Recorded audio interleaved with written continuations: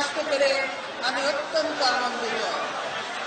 প্রিয় ভাই বোনেরা, আপনারা গত 2 দিন দেখেছেন কি বৃষ্টি, আজকেও বৃষ্টি ছিল, তাই না? সকাল থেকে। কিন্তু আল্লাহর রহমত, শাহজালাল সাফরান আল্লাহর কাছে আমরা দোয়া করেছি, আল্লাহ আমাদের দিন কত সুন্দর থাকে, আজকের দিন কত সুন্দর। তাই বলবো যে আল্লাহর আশীর্বাদ, এটা আল্লাহর আশীর্বাদ যে আপনাদের উপর শাহজালাল সাফরানের উপর এটা এত সুন্দরভাবে, যদিও আনন্দ কাদা আপনারা কষ্ট করছেন, তারপরও সুন্দরভাবে যে বক্তব্য তারা সুযোগ পাচ্ছেন বৃষ্টি ছাড়া, এই জন্য আমি আপনাদেরকে আন্তরিকভাবে ধন্যবাদ। প্রিয় সিলেটের ভাই বোনেরা, আপনাদের সঙ্গে কিন্তু আমার একটা সম্পর্ক আছে, ঠিক কিনা? সেটা কি বলেন তো? সম্পর্ক, এটা কিন্তু তাই আপনাদের কাছে দাবিও আছে, দাবিও অনেক।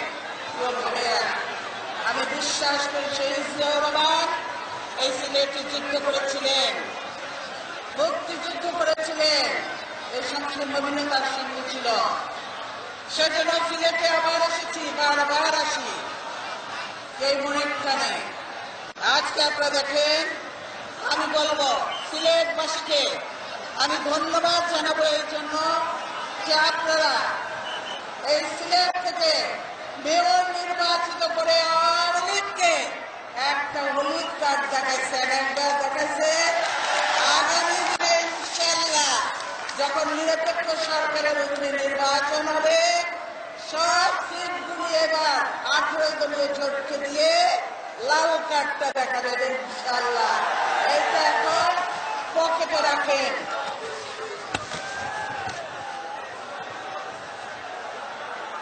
প্রিয় ভাইয়েরা, আজকে দেশের মানুষের উপর দিয়ে দুর্যোগ হয়ে যাচ্ছে। সারা দেশের মানুষ আজকে অত্যন্ত কষ্টের মধ্যে দিন কাটাচ্ছে, কারণ সরকারের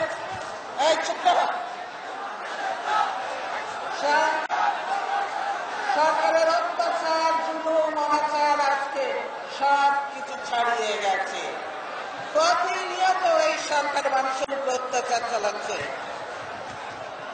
এই সরকার এই দেশের মানুষের কথা চিন্তা করে না, দেশের কথা চিন্তা করে না।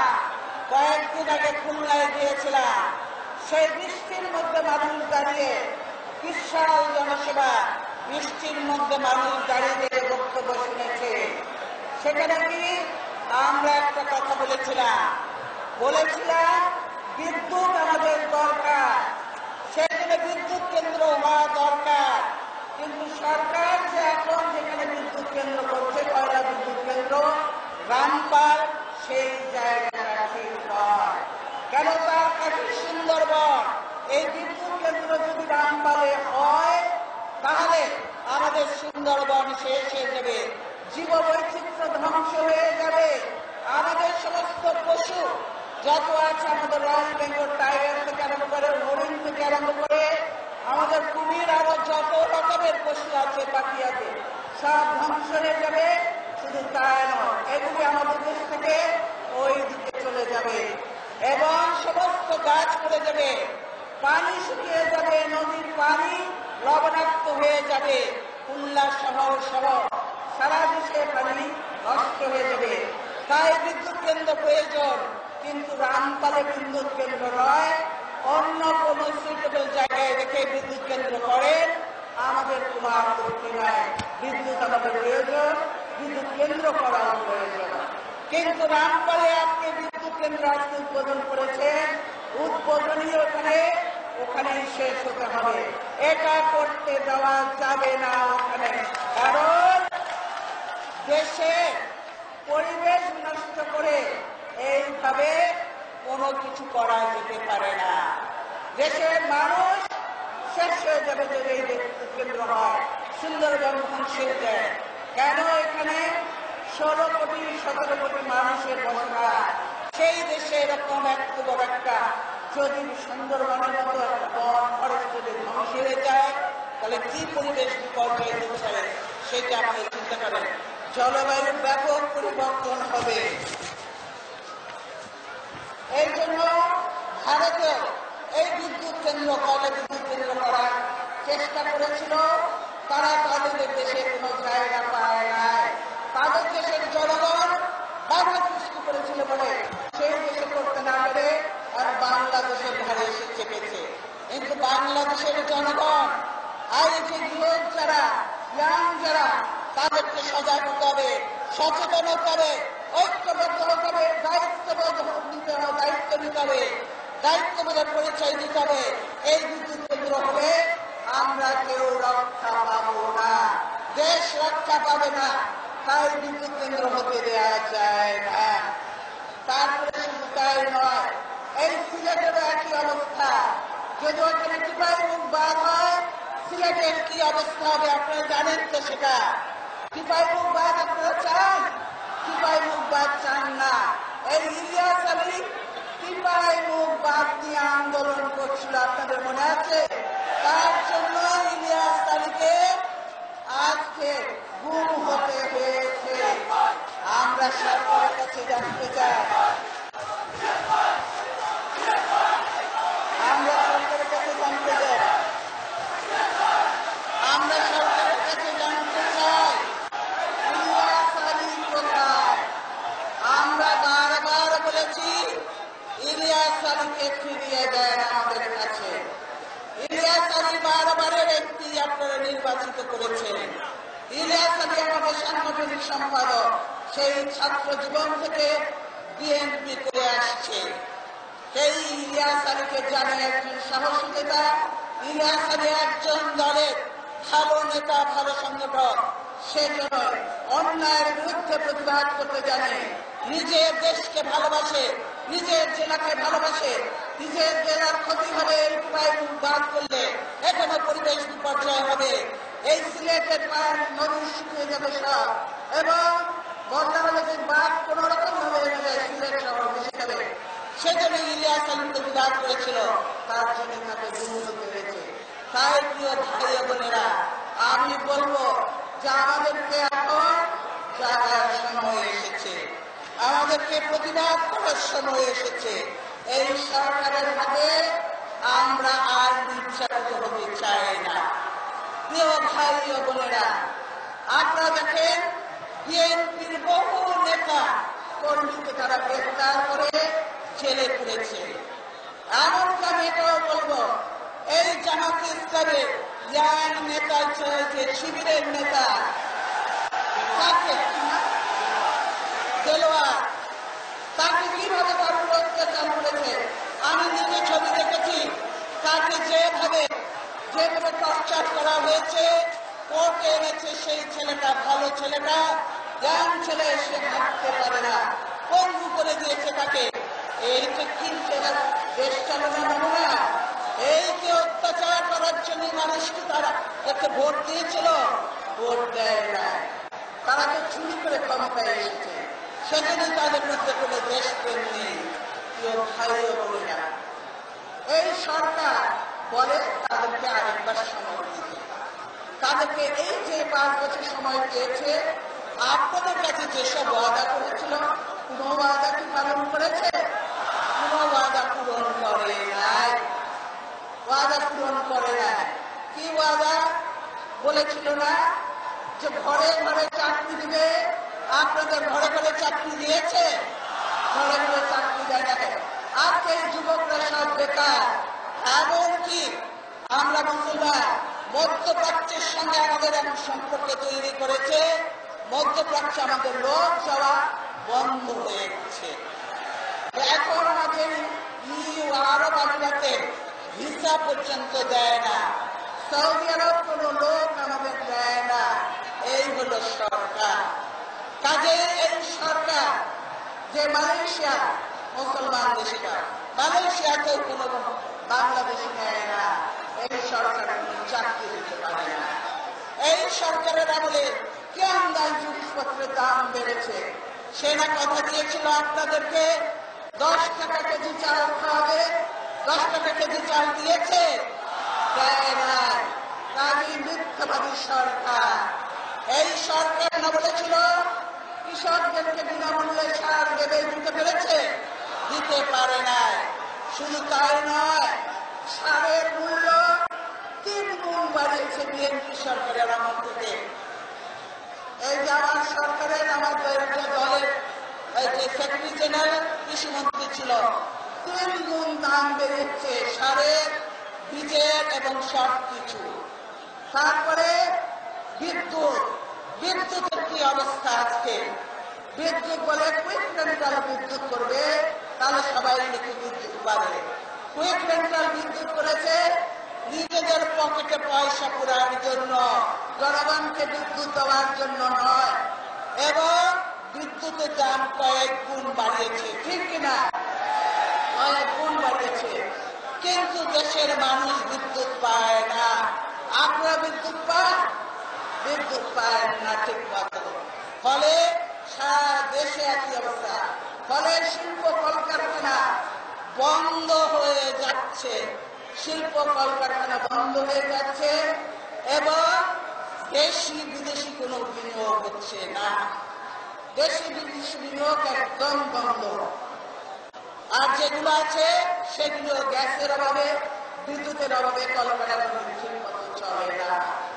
এর মধ্যে আমাদের গার্মেন্ট শিল্প, অনেক গার্মেন্ট শিল্প বন্ধ হয়ে গেছে। এই গার্মেন্ট শিল্প শহীদ জিয়া সর্বপ্রথম এই দেশে নিয়ে আসে গার্মেন্ট, তিনি শুরু করেন এই গার্মেন্ট শিল্প। এখানে বহু লোকের চাকরি হয়েছে, কিন্তু এখন গার্মেন্টসে বন্ধ হচ্ছে আর গার্মেন্টসে অরাজকতা। আওয়ামী লীগের লোকজন সব জায়গায় চাঁদাবাজি।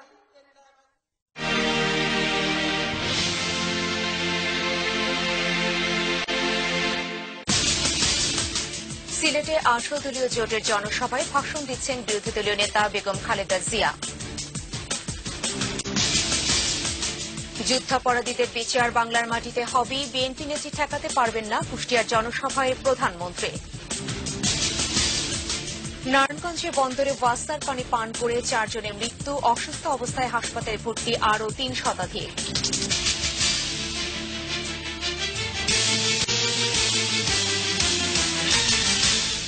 আসসালামু আলাইকুম, আমি ফেরদৌসী আহমেদ। আমন্ত্রণ জানাচ্ছি বিকেল 5টার 21 সংবাদে। সিলেট সরকারি আলিয়া মাদ্রাসা মাঠে আয়োজিত 18 দলীয় জোটের জনসভায় ভাষণ দিচ্ছেন বিরোধী দলীয় নেতা বেগম খালেদা জিয়া। দর্শক, আমরা এখন আপনাদের সরাসরি নিয়ে যাচ্ছি সিলেটের জনসভা স্থলে। নিরাপদ নয়।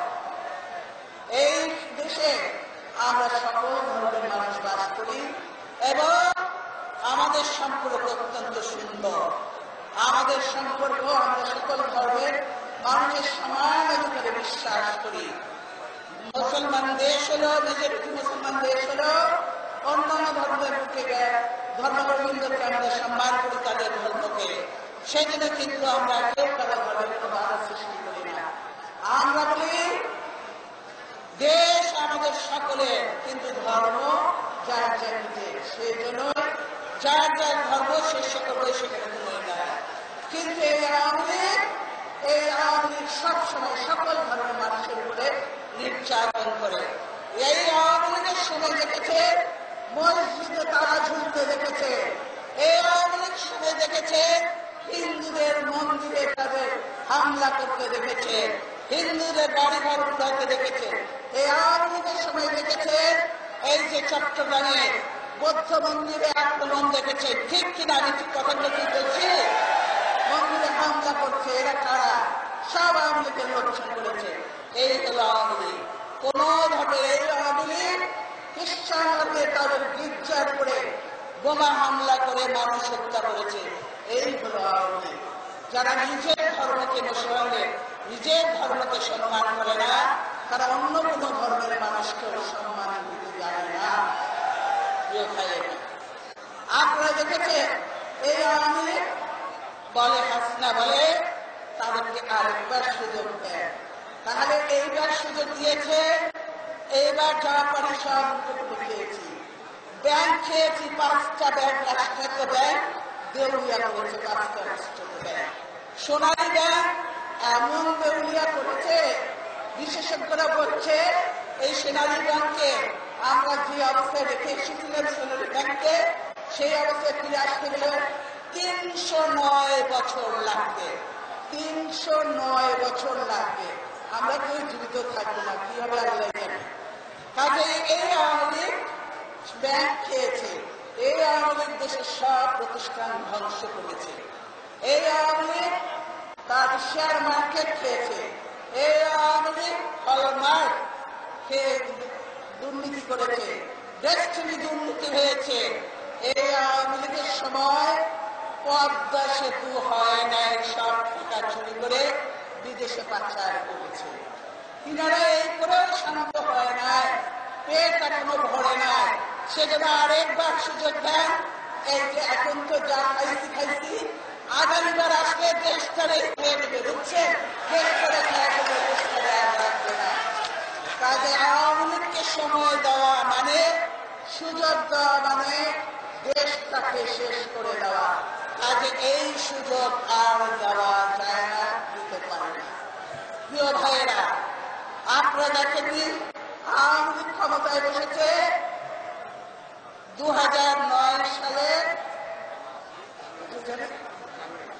জানুয়ারি মাসের 10 তারিখে আওয়ামী লীগ ক্ষমতায় বসেছে। আর ফেব্রুয়ারি মাসের 25 তারিখে বিডিআরের এই ভালো ভালো 25 জন অফিসারকে হত্যা করা হলো। 58 জন অফিসারকে হত্যা করা হলো। প্রধানমন্ত্রী কোথায় ছিলেন? প্রধানমন্ত্রী কোথায় ছিলেন? উনার বাসায় ছিলেন, সেনাপ্রধান উনার বাসায়, সবাই উনার বাসায়। ফোন পাচ্ছেন পিলখানা থেকে যে সেনাবাহিনী পাঠান, সেনাবাহিনী পাঠান। প্রধানমন্ত্রী কোন উত্তর দেয় না। প্রধানমন্ত্রী বলে আলোচনা করে, খুনিদেরকে তিনি ডাকলেন তার বাসভবনে, এয়ারপোর্টে ডেকে তিনি তাদের সঙ্গে আলোচনা করলেন এবং সেরাটন থেকে নাচতে এলে তাদের সঙ্গে একসঙ্গে নাস্তা করলেন। এই হল প্রধানমন্ত্রী, যিনি এই বিডিআরে 58 জন অফিসারকে বাঁচাতে পারলেন না। একটা সেনাবাহিনী ডাকলেন না, কোন সেনাবাহিনী, আমাদের র্যাব ডাকা হলো না, একটা গুলি চালানো হলো না, কেন এতগুলো অফিসার হত্যা হলো? তার জবাব আপনাকে দিতে হবে না। আপনি এখন মানবতা বিরোধী কথা বলেন, কথায় কোথায়? বিচার তো আল্লাহ তাআলা সবাই করবে একদিন না একদিন। কাজের এই জবাব তো আপনাকে দিতে হবে। এটাও তো সবচেয়ে বড় মানবতা বিরোধী কাজ আপনার সরকারের সময়। কেন আপনি ব্যর্থ হলেন সেটা? তাহলে তো পরের দিন আপনার রিজাইন করা উচিত ছিল, পরের দিন আপনার সরকার ছেড়ে দেওয়া উচিত ছিল, যে তিনি ব্যর্থ হয়েছে এতগুলো অফিসারকে হত্যা করতে। কেন আপনি সেদিন এই হত্যাকাণ্ড বন্ধ করার জন্য সেনাবাহিনীকে নির্দেশ দেন না? তারা নির্দেশের অপেক্ষায় ছিল, তারা একটা গুলিও ছুটতে পারে না, তারা হাউতাশ করেছে, আমরা আমাদের ভাইদের বাঁচাতে পারলাম না। এইভাবে 58 জন অফিসারকে হত্যা করা হল। অথচ প্রিয় ভাই বোনেরা, আপনাদের মনে আছে আন্দোলন করছে, এখানে অনেকে আছে, হেফাজত ইসলাম। কেন তারা আন্দোলন করেছিল? এর আগে তো তাদেরকে আমরা রাস্তায় দেখি নাই, কোন আন্দোলনে দেখি নাই। তারা শুধু রাস্তায় কেন এসেছিল? কারণ তারা দেখেছিল এই ব্লগাররা আমাদের প্রিয় নবী হযরত মুহাম্মদ সাল্লাল্লাহু আলাইহি সাল্লামের সম্পর্কে দেশ অপকটুক্তি করেছে। এই ব্লগাররা দেখেছে, ওর প্রতিবাদ করার জন্য তারা ঢাকাতে এসেছে সারা দেশ থেকে, এবং সেটা প্রতিবাদ জানাতে শান্তিপূর্ণ প্রতিবাদ ছিল। তাদের হাতে কি ছিল? তাদের হাতে কোন অস্ত্র ছিল না, তাদের হাতে ছিল তসবিহ, তাদের হাতে ছিল কোরআন শরীফ, তাদের হাতে ছিল জায় নামাজ, ঠিক কিনা? আর আওয়ামী লীগের লোকজন অন্যদিক থেকে বিভিন্ন জায়গা থেকে তাদের উপর আক্রমণ করেছে, তাদের উপর আক্রমণ করিয়েছে এবং তাদেরকে অনেককে হত্যা করেছে, কোরআন শরীফ পুড়িয়েছে এবং মিথ্যে তাদের নামে তাদের তাদের নামে মিথ্যে মামলা দিয়েছে, হয়রানি করেছে। শুধু তাই নয়, তাদের যে নেতা ছিলেন এই শফি সাহেব, তাকে তারা আটকিয়ে রেখে দিয়েছিলেন। আল্লামা শফি সাহেবকে আসতে দেয় নাই। শফি সাহেব আসতে পারে নাই তাদের সেই সমাবেশে। তিনি যদি আসতেন, বক্তব্য দিতেন, দোয়া করতেন, তাহলে হয়তো সমাবেশ শেষ হয়ে যেত। তিনি যা নির্দেশ দিতেন সেই নির্দেশ নিয়ে তারা ফিরে যেত। কিন্তু তারা বলেছে, আমাদের নেতা না আসা পর্যন্ত আমরা এখান থেকে সরব না।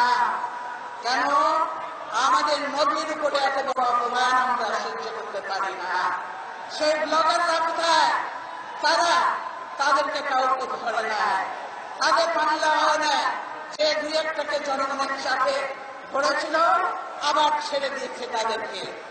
অথচ এই মুসলিমরা, এই আলেমরা সারা বাংলাদেশ থেকে এসছে। অনেকে এমন জীবনে হয়তো প্রথমবার ঢাকা শহর এসছে, রাস্তাঘাট কিছুই চেনে না।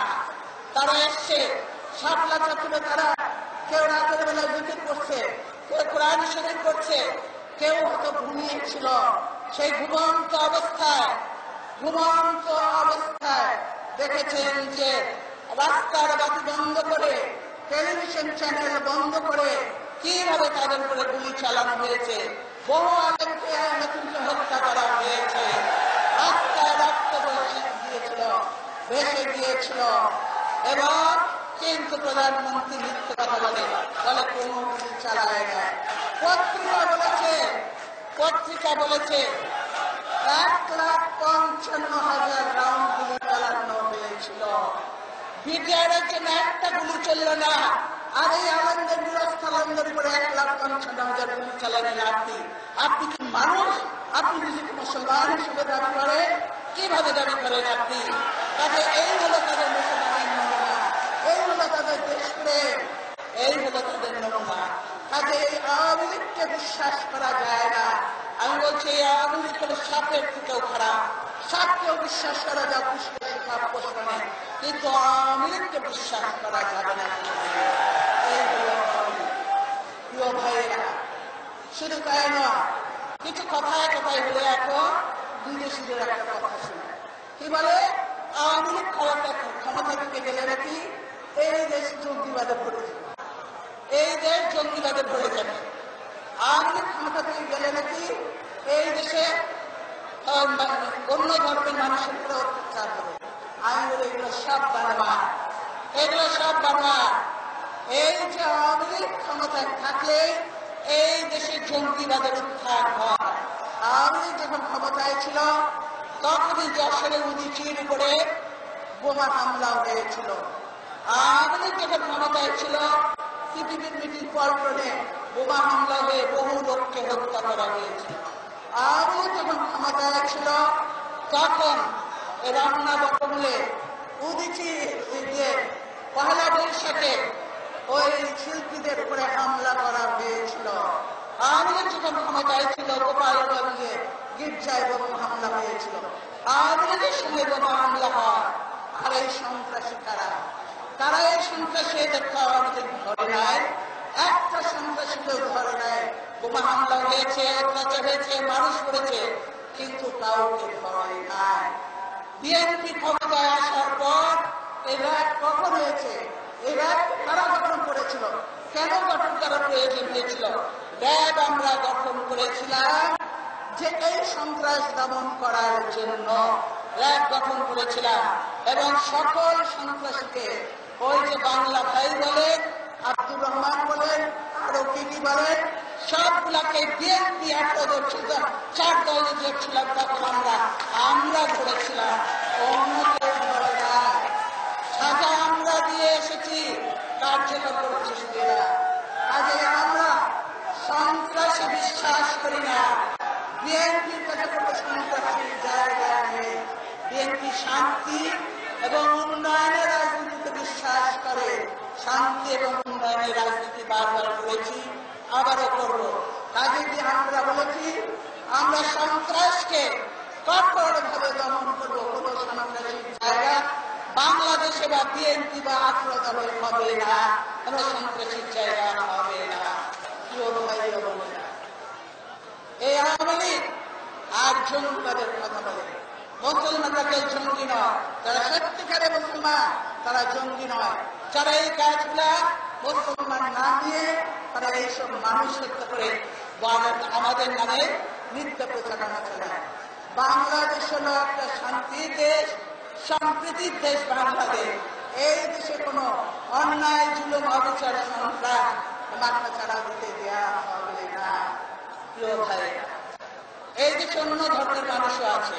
সেজন্য আমি বলছি, আমি এখন ক্ষমতায় থাকতে চাই, সেজন্য কি করবে? এখন শুনতে পাচ্ছি যে আওয়ামী লীগ কারণ হিন্দু সম্প্রদায়ে বাড়ি ঘর এবং তাদের ধর্মীয় প্রতিষ্ঠানে মন্দিরে বিভিন্ন জায়গায় হামলা করে ভাঙচুর করে, তারা ভাঙচুর করবে তাদের মূর্তি, তারপরে নাম দিয়ে বিএনপি জামাতের নাম দিয়ে তারা এগুলি চালাতে থাকবে। কিন্তু আমি পরিষ্কার ভাষায় বলে দিতে চাই, বিএনপি জামাত আমরা কোন ধর্মের মানুষের বা আগ্রহ কেউ অন্য কোন ধর্মের মানুষের আঘাত করতে চাই না। আমরা সকলে ভাই বন্ধু হিসাবে সকলে একসঙ্গে আছি, একসঙ্গে থাকবো ইনশাআল্লাহ। এবং আমি হিন্দু ভাইদের বলতে চাই, বিএনপি এবং আগ্রহ আপনাদের পূর্ণ নিরাপত্তা দেবে ইনশাআল্লাহ, আপনাদের সেটা সুসম্পর্ক করবে। কারণ আপনারা এই দেশে সমান অধিকার আমার যতটা আপনাদেরও ততটাই অধিকার এই বাংলাদেশে। আচ্ছা, কেউ আপনাদের কোনো ক্ষতি করলে অবশ্যই আমরা তার বিরুদ্ধে ব্যবস্থা নেব, ক্ষতি করতে পারবে না। কিন্তু আওয়ামী লীগ এগুলো করতে চায়, নিজেরা করে অন্যের নামে অপবাদ দিতে চায়। প্রিয় ভাই হবে না, সন্ত্রাস হবে না। এবং আমরা এটাও বলতে চাই, আমরা সকল দেশের সঙ্গে সুসম্পর্ক রাখতে চাই, প্রতিবেশীদের সঙ্গে সুসম্পর্ক রাখতে চাই। আমরা বলতে চাই, আলাপ আলোচনার মাধ্যমে আমাদের যেসব সমস্যা আছে আমরা নিরসন করে বন্ধুপ্রতিম দেশ হিসেবে নিজ নিজ দেশের উন্নয়ন সাধন করতে চাই। আসুন ঐক্যবদ্ধ ভাবে, বরং বিএনপির সঙ্গে আগ্রহ দলের সঙ্গে সম্পর্ক করলে বেশি লাভবান হবেন। কারণ এই দলের সঙ্গে হল জনগণের সম্পর্ক। আওয়ামী লীগের সঙ্গে সম্পর্ক করা মানে একটি দলের সঙ্গে সম্পর্ক করা, 18 দলীয় জোটের সঙ্গে সম্পর্ক করা মানে হলো জনগণের সঙ্গে সম্পর্ক করা। এখন আপনারা চিন্তা করবেন, আপনারা কি একটি দলের সঙ্গে সম্পর্ক করবেন না বাংলাদেশের জনগণের সঙ্গে সম্পর্ক করবেন? সেই জিনিসটা আপনাদের চিন্তা করতে হবে। প্রিয় ভাই বোনেরা, আমরা এই যে সারা বাংলাদেশ সমাবেশগুলো করছি, পত্র পত্রিকায় দেখছি কিসের জন্য? আর মাত্র কয়েকটা দিন আওয়ামী লীগের বাকি। 24 তারিখ পার্লামেন্টের লাস্ট ডেট, 25 তারিখের পর থেকে আওয়ামী লীগ সরকারের কোনো ক্ষমতা রাখে। কাজে সেই জন্য বলতে চাই, আরো যে কয়েকদিন বাকি আছে, আমরা নির্বাচন চাই। নির্বাচনের মাধ্যমে সরকার পরিবর্তন হোক, সেটাই আমরা চাই। সেই জন্যই আমরা বারবার বলেছি যে আওয়ামী লীগের অধীনে কোন অবাধ, সুষ্ঠু, নিরপেক্ষ নির্বাচন হতে পারে না। যা আমরা দেখেছি অতীতে বাই ইলেকশনগুলিতে, আমরা দেখেছি উপনির্বাচনগুলিতে, আমরা দেখেছি উপনির্বাচনগুলিতে আওয়ামী লীগের অধীনে কোন সুষ্ঠু নির্বাচন হয়। সেখানে শুধু অস্ত্র আর মাস্তানি, সেখানে আমাদের ক্যান্ডিডেট সেখানে থাকতে পারে না। বহু দেখেছি, আমরা দেখেছি ভোলাতে, আমরা দেখেছি ব্রাহ্মণবাড়িয়াতে, আমরা দেখেছি কিশোরগঞ্জে, বিভিন্ন জায়গায় উপনির্বাচনে আওয়ামী লীগের সন্ত্রাসী আমরা দেখেছি এবং তাদের সুষ্ঠু নিরপেক্ষ নির্বাচনের নমুনা আমরা দেখেছি। তাই আওয়ামী লীগকে আর বিশ্বাস করা যায় না। এর জন্য আমরা দাবি করছি নির্দলীয় নিরপেক্ষ সরকার। আর এই দাবিটা কিন্তু আমাদের এই প্রথম নয়, এই দাবিটা করেছিল আওয়ামী লীগ আমাদের সরকারের সময়, ঠিক কিনা? 1995 সালে আওয়ামী লীগ এবং জামাত ইসলাম একসঙ্গে ছিল। তখন জামাত ইসলাম খুব বন্ধু ছিল আওয়ামী লীগের, ভালো ছিল। তখন বন্ধু ছিল, ভালো ছিল, তখন খারাপ ছিল না, মানবতা বিরোধী ছিল না। আওয়ামী লীগ জামাতের সঙ্গে মিলে এই নির্দলীয় নিরপেক্ষ তত্ত্বাবধায়ক সরকারের দাবি তুলে ভাঙচুর, জ্বালাও করা করে দেশকে ধ্বংস করেছে, দেশের বহু ক্ষতি করেছে। এই আওয়ামী লীগের সভানেত্রী নিজে নির্দেশ দিয়েছেন বাসের চলন্ত বাসে গান পাউডার ঢেলে আগুন জ্বালিয়ে দিতে আওয়ামী লীগের নেত্রী নির্দেশ দিয়েছে। তিনি গান পাউডার দিয়ে বাসে জীবন্ত মানুষকে পুড়িয়ে মারার পর্যন্ত হুমকি দেন এই নেত্রী বলেন যে একটার বদলে 10টা লাশ ফেলতে পারেন, বলেন যে একটা বদলে 10টা লাশ ফেলতে পারেন না। শাড়ি চুরি করে আছেন নাকি তাদের নেতাদের বলেন, হুমকি দেয়। কাজে যে নেত্রী এই ভাষায় কথা বলে তার হাতে দেশ কতটুকু নিরাপদ, তার হাতে দেশ এবং জনগণের জানমাল কোনো কিছুই নিরাপদ নয়। সেজন্য এখন প্রয়োজন, সবচেয়ে বেশি প্রয়োজন দেশে একটা নিরপেক্ষ সুষ্ঠু নির্বাচন। আমরা বলেছি আমরা কিচ্ছু কোনো আন্দোলন করবো না। আপনি আগামীকাল সংসদে বিল নিয়ে আসেন, বিল পাস করেন, তারপরে যতদিন মেয়াদ আছে মেয়াদ পূর্ণ করে নির্বাচনে যান, একসঙ্গে নির্বাচনে যায়, দেখা যাক কি হয়, জনগণ কোন দিকে যায় সেটা করতে হবে। জনগণ আপনাদের উপরে কোনো আস্থা নাই, শুধু ক্ষমতায় থেকে ভোট করতে চায়। তিনি ক্ষমতায় থাকলে ভোট কি সুষ্ঠু হবে? হবে না। কেন হবে না?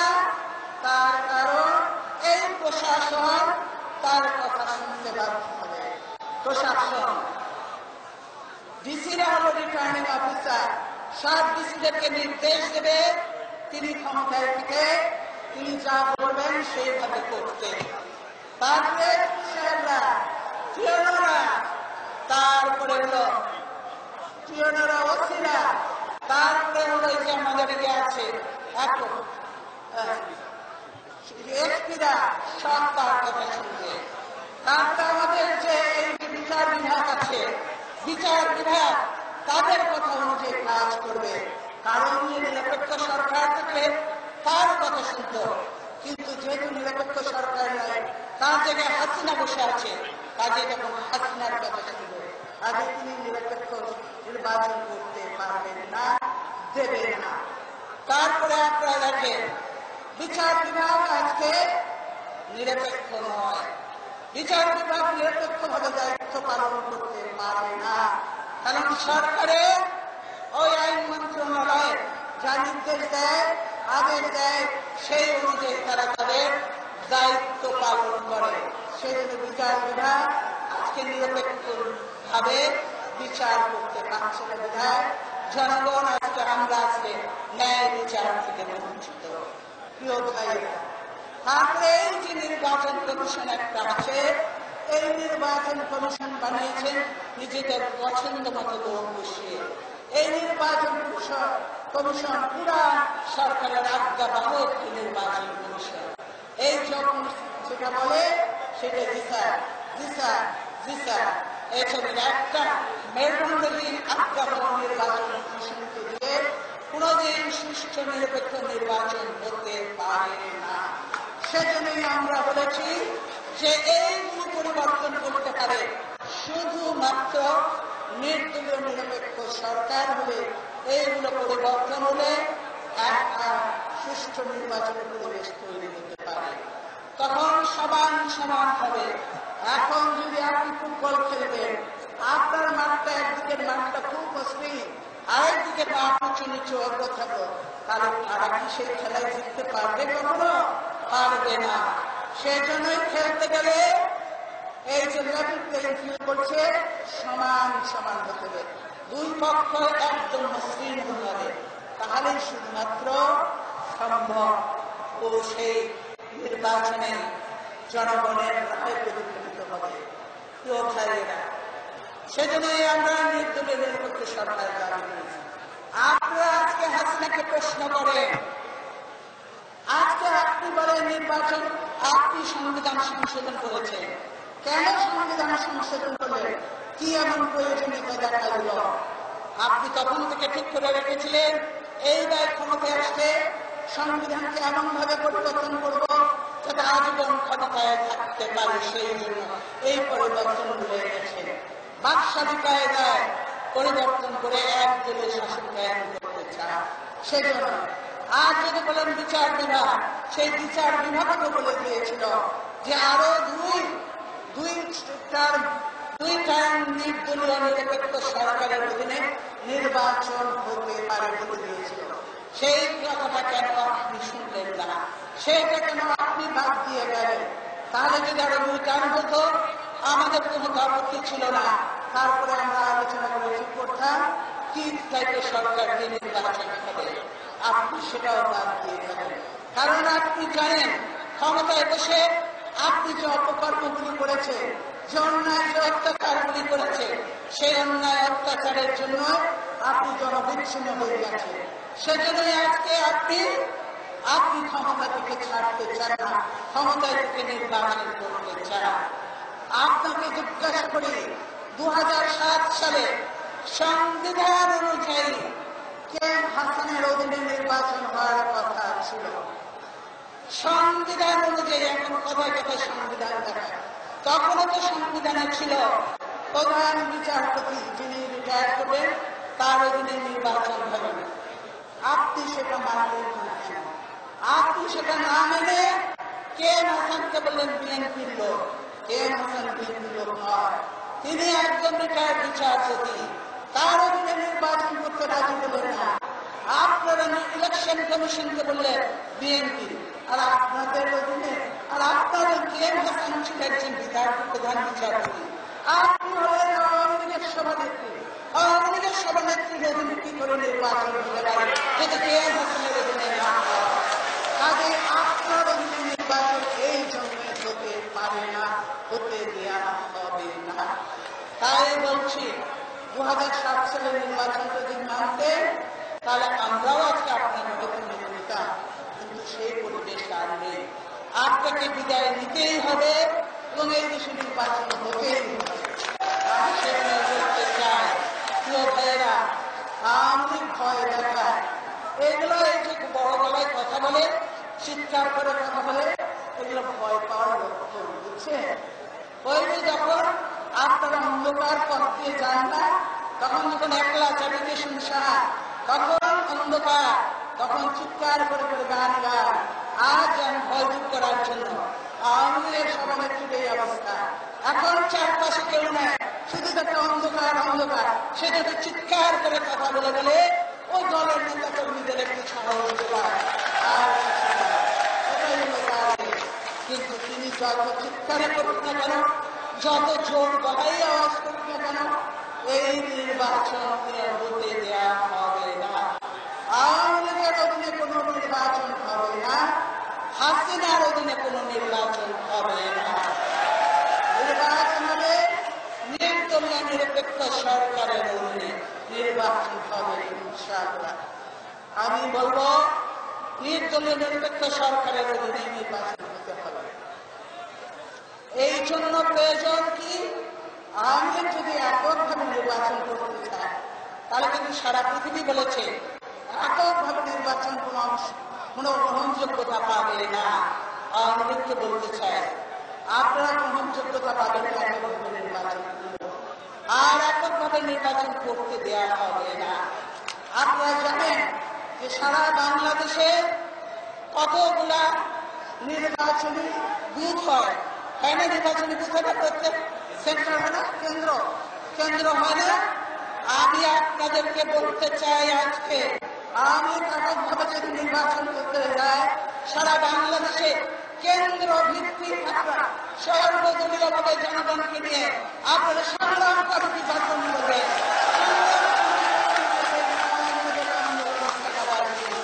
এখন থেকে সংগ্রাম কমিটি গঠন করা হবে দলীয়ভাবে জনগণকে নিয়ে এই আওয়ামী লীগের একক নির্বাচন প্রতিহত করার জন্য। তাই আওয়ামী লীগের নেতারা ভয় পেয়েছে, অনেকে পাড়ি জমিয়েছে, অনেকেই পকেটে ওপেন টিকিট করে রেখেছে, মানে 1.5 তারিখ বসায় নেই। এই 1.5 তারিখে বসানো টিকিট কেটে রাখছে, বসাবো আর সুযোগ দিয়ে পাড়ি দিব, এই অবস্থা ওপেন টিকিট নিয়ে বলতেছে। কাজেই সভানেত্রীকে বলবো, তখন কিছু গায়ে দেখবেন কেউ নাই, পায়ে দেখবেন কেউ নাই, আগেও কেউ নেই, পিছেও কেউ নেই, তখন কিন্তু আপনার ভরসা হবে এই 18 দল। আমরা কিচ্ছু বলবো না, আপনাকে আমরা সম্মান দিয়ে আমরা আপনাকে রক্ষা করবো। আমরা প্রতিশোধ, প্রতিহিংসা, মিথ্যাচারের রাজনীতি করি না, করবো না। আপনাকে আমরা অত্যন্ত সম্মানের সঙ্গে রাখবেন ইনশাআল্লাহ। তাই বলতে চাই, আমরা প্রতিশোধ, প্রতিহিংসার রাজনীতি করি না। আপনি এতদিন পর্যন্ত শুধু বিরোধী দল নয়, আপনারা মামলার কথা বলেন, মামলার কথা বলেন। এই আওয়ামী লীগের নেতাদের, এই হাসিনার কতগুলো মামলা ছিল, আপনাদের মামলাগুলি কেন আপনারা প্রত্যাহার করলেন? মামলাগুলি চালাবেন, মামলাগুলি চালাতে ভয় পেলেন কেন? মামলাগুলি উঠিয়ে নিলেন, নিজেদের সব মামলা উঠিয়ে নিলেন, আর আমাদের মামলা রেখে আমাদেরকে হয়রানি করতে চান। কিন্তু এই হয়রানি করে কোনো লাভ হবে না। বরং আপনারা যদি আমাদের মামলা উঠাতেন, আপনাদের একটা সুযোগ থাকতো যে আপনারা এমন সমান সমান কাজ করেছেন, সকলের সঙ্গে একটা সুবিচার করেছেন, যে আপনাদেরটা একটু সুনজরে দেখা উচিত, বিবেচনায় রাখা উচিত। এই যে 5 বছরে যেসব করলেন, আমাকে জিজ্ঞাসা করেন তো এই পদ্মা সেতুটা করতে পারলেন না কেন? পদ্মা সেতুটা হলো না কেন? এই পদ্মা সেতু হওয়ার আগে কমিশন খেয়ে বসে আছে। পদ্মা সেতু হওয়ার আগে দুর্নীতি, সেই জন্য ওয়ার্ল্ড ব্যাংক থেকে বিদেশি যত টাকা সংস্থা আছে সবাই টাকা বন্ধ করে দিল, ফলে এই পদ্মা সেতু হলো না। প্রিয় ভাইরা, এই সিলেটে যত উন্নয়ন হয়েছে বিএনপির আমলে হয়েছে না? বিএনপির আমলে হয়েছে। আজকে আপনাদের মাধ্যমে আমাদের সঙ্গে ছিল সৈয়দুর রহমান, ব্যাপক উন্নয়ন কাজ করেছে না? সৈয়দুর রহমান অনেক উন্নয়ন কাজ করেছে। আরো যে উন্নয়নগুলি বাকি আছে সিলেটে, ইনশাআল্লাহ আমরা সেটা করবো। ওই যে বললাম, আমার সঙ্গে আপনাদের একটা সম্পর্ক আছে, এইটা তো আমাকে করতেই হবে।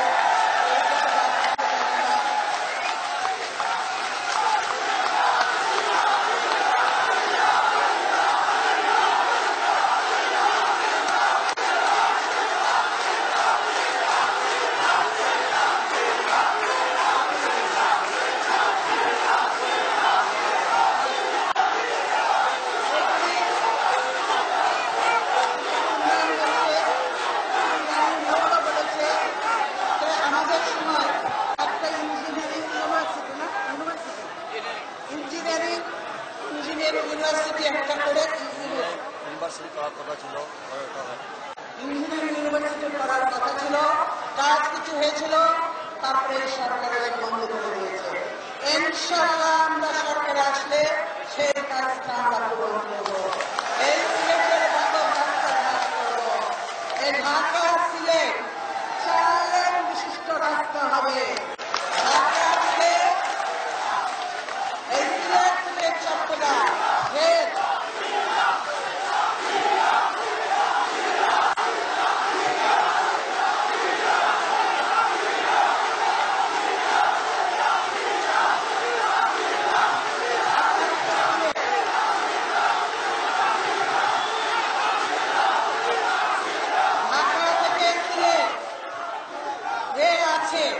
কিন্তু এই রেলটা এত ভালো, তাই না? আরো ভালো, আরো দ্রুত আছে, তাই না?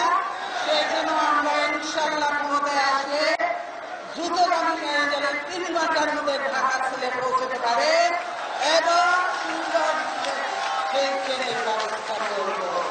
এই সিলেটে একটা মেয়েদের জন্য বিশ্ববিদ্যালয় করবো ইনশাআল্লাহ। আমরা যা করেছি মেয়েদের শিক্ষার জন্য, ছেলে মেয়েদের শিক্ষার জন্য আমরা সবকিছু করেছি এবং আরো শিক্ষার জন্য করব। আমরা বাংলাদেশের প্রতিটি মানুষকে শিক্ষিত করব, বাংলাদেশে এই যুবকদের ব্যাপক কর্মসংস্থানের ব্যবস্থা করব, দেশ থেকে মাদক মুক্ত করব, দেশ থেকে দুর্নীতি দূর করবো, দেশ থেকে সন্ত্রাস দূর করবো, দেশ থেকে অত্যাচার দূর করব, দেশকে আমরা শান্তি।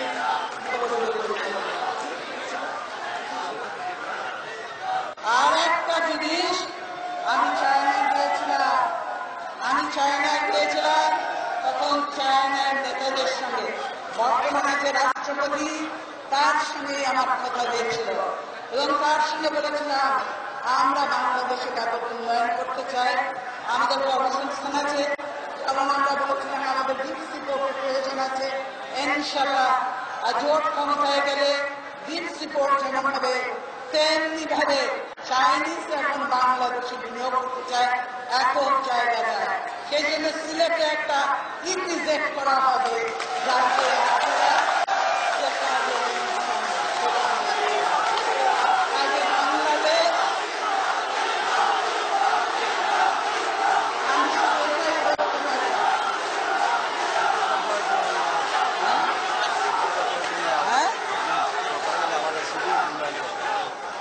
তারপরে আমরা সরকারে গেলে এই সিটি কর্পোরেশন আরো উন্নয়ন করা হবে, রাস্তাঘাট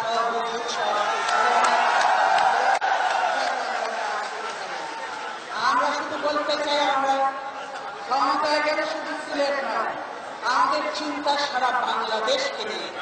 সেখানে সারা বাংলাদেশ সকল ধর্মের মানুষ, আলেম ওলেমা, শিশু, হিন্দু, মুসলমান, বৌদ্ধ, খ্রিস্টান, যুবক, সবার সঙ্গে আমরা সবার আচরণ, সবার জন্য আমরা উন্নয়ন করব, সকলের ধর্মীয় প্রতিষ্ঠান আমরা করব এবং সুন্দরভাবে উন্নয়নের কাজ করব। সেখানে আমরা বলতে চাই যে আমরা সরকারে গেলে বাংলাদেশকে দক্ষিণ এশিয়ার একটি রোল মডেল হিসেবে তৈরি করবো। বাংলাদেশকে উন্নয়নের নগরীতে পরিণত করে উন্নত বাংলাদেশ গড়ে তুলব। তাই আসুন আজকে এই অত্যাচারী জুলুমবাজ খুনি দুর্নীতিবাজ সরকারকে বিদায় দিই। আজকে আমি আবারও বলবো, এখনো বলবো, সরকারকে ইলিয়াস আলী কোথায়? অবিলম্বে ইলিয়াস আলীকে আমাদের নামে ফিরিয়ে দেয়। আপনি কোথায় কোথায় আপনি কোথায় কোথায় বলে মানবতা বিরোধী, মানবতা বিরোধী কথা বলে। আপনার বলে যত মানুষ খুন হয়েছে তার জবাব আপনাকে দিতে হবে। আপনি 5 বছরে অনেক মানবতা বিরোধী কাজ করেছেন, যার জবাব আপনাকে, আপনার জোটকে, আপনার দলকে দিতে হবে আগামী দিনে। সেজন্য আমরা বলতে চাই, হঠাৎ আওয়ামী লীগ বাঁচা হবে, হঠাৎ হাসিনা বাঁচা হবে, এই নাহলে আপনার কোনো মুসলমান ধর্মকর্ম করতে পারবে না, কোনো হিন্দু ভাইয়ের আপনার মন্দির এবং আপনাদের মন্দির করতে পারবে না, কোনো ভাইয়ের আপনাদের